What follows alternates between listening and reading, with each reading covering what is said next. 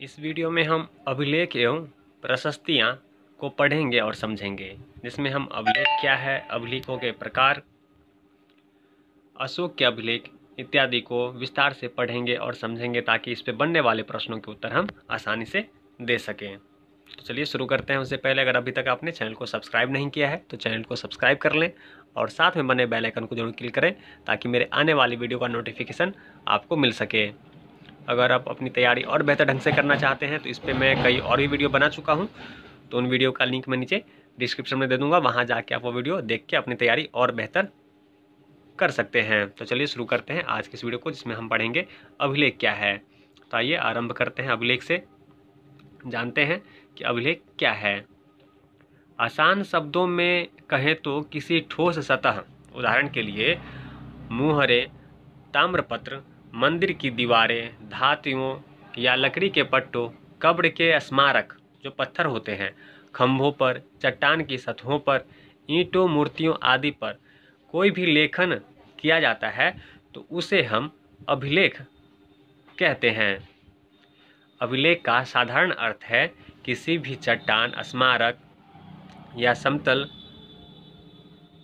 धातु पे, चाहे मंदिर की दीवार हो, मुहरे हो या ताम्रपत्र हो, खंबे हो या चट्टानें या ईंटों की मूर्तियां आदि किसी भी प्रकार के सतह पे लेखन जो किया जाता है, जिससे हमें इतिहास के बारे में जानकारी प्राप्त होती है, उसे हम अभिलेख के नाम से जानते हैं।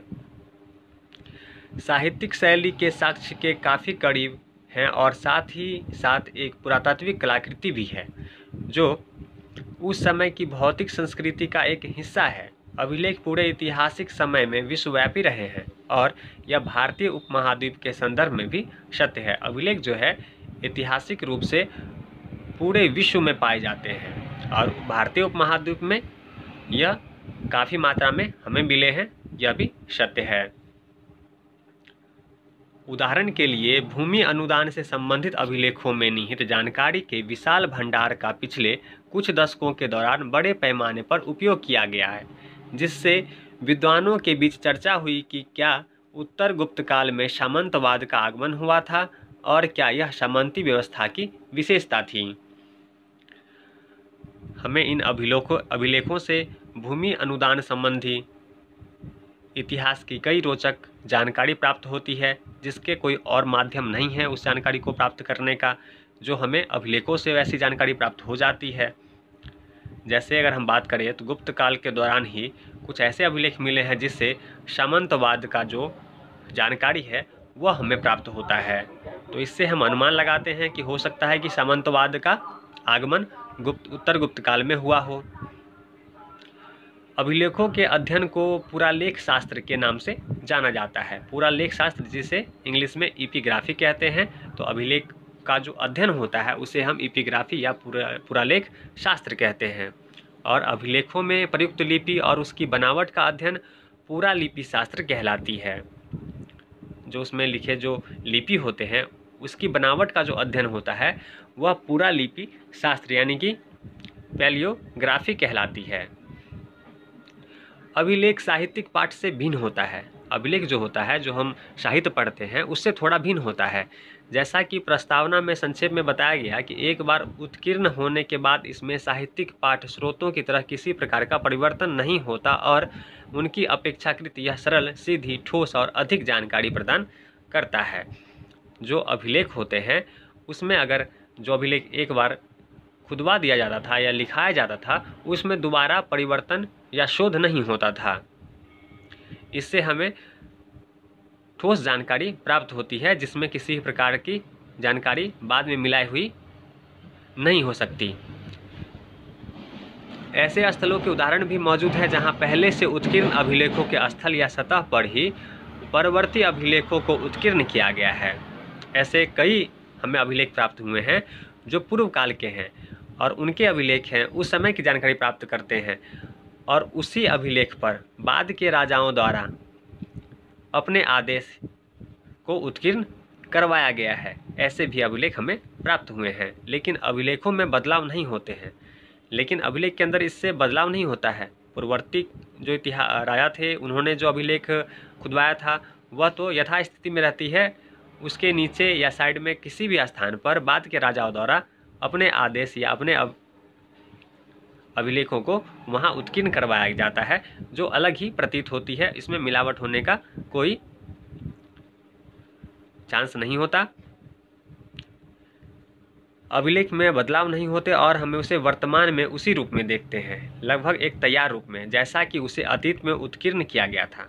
नर्म सामग्रियों जैसे भोजपत्र जिसे बोलते हैं ब्रिक बार्क, तारपत्र यानी कि पाल्म लीफ आदि पर लिखे गए ग्रंथों की अक्सर नकल उतारने की आवश्यकता होती थी, क्योंकि पुरानी पांडुलिपियां समय के साथ नष्ट हो जाया करती थीं। जो भी नर्म सामग्री जैसे भोजपत्र या तारपत्र पे जो कुछ ग्रंथ लिखे जाते थे, उसका दोबारा पुनः उसे उसकी नकल उतारने की आवश्यकता होती थी, क्योंकि समय के साथ साथ जो ये भोजपत्र और तारपत्र होते थे यह खराब हो जाती थी, इसलिए इसे दोबारा इसकी रचना करने की आवश्यकता पड़ती थी। जबकि अभिलेख के साथ ऐसा नहीं होता है। इस प्रकार समकालीन लेखों के तौर पर उनका मूल्य संदेह से परे है। इसी कारण से उसमें जो हमें जानकारी प्राप्त होती है वह बिना किसी मिलावट के यथास्थिति में, जिस स्थिति में तत्कालीन समय में लिखा गया था उसी रूप में वह जानकारी आज भी हमें प्राप्त होती है। इसके सटीक काल का निर्धारण सदैव नहीं होता, परंतु इसकी लिपि के अक्षरों की बनावट हमें इसका मोटे तौर पर काल निर्धारण करने में सक्षम बनाती है। अब यह ऐतिहासिक रूप से जाना जाता है कि अशोक के बाद ब्राह्मी लिपि को अपनाया गया था और उसे परवर्ती शासकों द्वारा उपयोग में लाया गया था। अभिलेख जो हमें प्राप्त होते हैं उससे सही कालखंड का तो पता नहीं चलता, पर उसमें जो लिपि का प्रयोग होता है उसकी बनावट से यह अनुमान आज के समय में लगाया जाता है कि यह किस समय की रही होगी। जिस प्रकार अगर हम बात करें ब्राह्मी लिपि की, तो वह अशोक के बाद का माना जाता है और यह माना जाता है कि उसके बाद के शासकों द्वारा ब्राह्मी लिपि को अपनाया गया था। अगर ब्राह्मी लिपि में लिखे हुए अगर हमें अभिलेख मिलते हैं तो अशोक के काल के बाद की वह अभिलेख होंगे। इस प्रकार हम उसके कालखंड को तय करते हैं। इसके प्रत्येक अक्षरों में आने वाली सदियों में संशोधन हुए और इस प्रक्रिया के माध्यम से ये बंगाली, गुजराती, कन्नड़, तमिल, मलयालम, तेलुगु आदि क्षेत्रीय स्थानीय भाषाओं की भारतीय लिपियों का विकास हुआ। समय के साथ साथ इन लिपियों में बदलाव आती गई, जिनसे बंगाली, गुजराती, कन्नड़, तमिल, मलयालम, तेलुगु आदि जो क्षेत्रीय भाषाएं होती है उनका विकास हुआ। एक ऐतिहासिक घटना के रूप में एक अक्षरों को संशोधन ने इन लिपियों में किसी भी विशिष्ट अभिलेख का मोटे तौर पर काल निर्धारण करना लगभग संभव बना दिया है। अभिलेख पुराने एवं महाकाव्यों जैसे ग्रंथों में व्याप्त संदिग्धता से मुक्त है।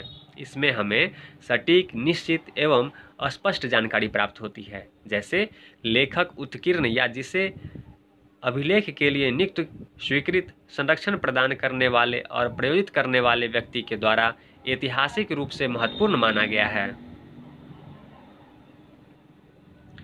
कभी कभी यह साहित्यिक स्रोत में दी गई जानकारी की पुष्टि एवं समर्थन भी करता है।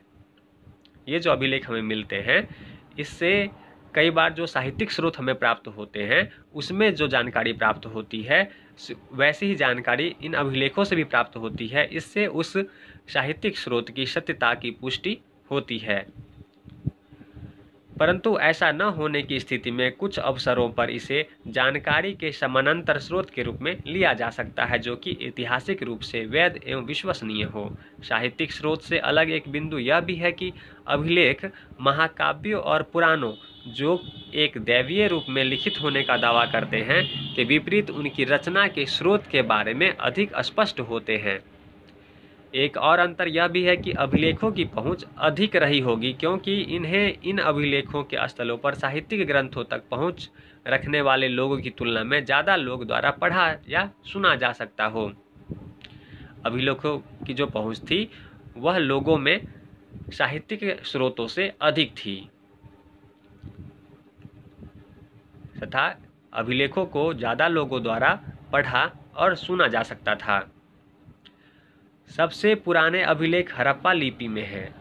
आज भी न पढ़े जा सकने के कारण उन्हें हड़प्पा सभ्यता के अधिकांश स्थलों पर प्रचुर मात्रा में पाए गए मोहरों पर उकेरे गए संकेत चिन्ह कहा जा सकता है।